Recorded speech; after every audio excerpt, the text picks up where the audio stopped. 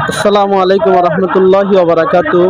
প্রিয় চরপেশম ও মনপুরাবাসী, আজকে ইসলামী আন্দোলন বাংলাদেশ পীর সাহেব হুজুর কর্তৃক মনোনীত প্রার্থী প্রফেসর আলহাজ কামাল উদ্দিন ভাইকে আজকে আমাদের চরপেশন উপজেলার যে সমস্ত মসজিদ রয়েছে মসজিদের ওলামায়ে কেরাম সকলকে দাওয়াত দেওয়া হয়েছে এবং আল্লাহর রহমতে শতাধিক ওলামায়ে কেরাম এখানে উপস্থিত হয়েছেন প্রফেসর কামাল উদ্দিন ভাইয়ের সাথে।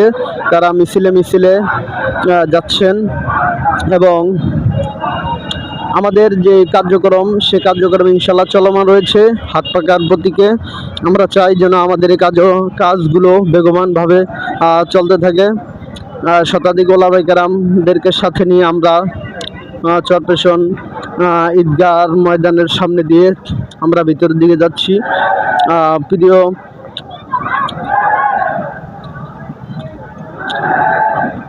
ভাইরা, আপনারা সবাই প্রফেসর আলহাজ কামাল উদ্দিন ভাইয়ের জন্য দোয়া করবেন। তিনি যেন হাত পাখায় বিজয় দান করেন, তিনি যেন হাত পাখায় জয়যুক্ত হতে পারেন। এর জন্য আমি সকলকে বলবো যে সকলে প্রফেসর আলহাজ কামাল উদ্দিন ভাইয়ের জন্য দোয়া করবেন, তিনি যেন হাত পাখা প্রতীকে জয়যুক্ত করেন। আর বিশেষ করে আরেকটি বিষয় হলো, আজকে সর্বপ্রথম পদচারণাটা আমরা হেফাজত সমিতি এবং কওমি গণনার যে সমস্ত ওলামায়ে কেরাম রয়েছেন তাদেরকে দিয়ে শুরু করেছি। তাদের দোয়া মোনাজাতের মাধ্যমে আজকের পদচারণা এবং আজকের সভা সম্মেলন শেষ করেছি। এটাই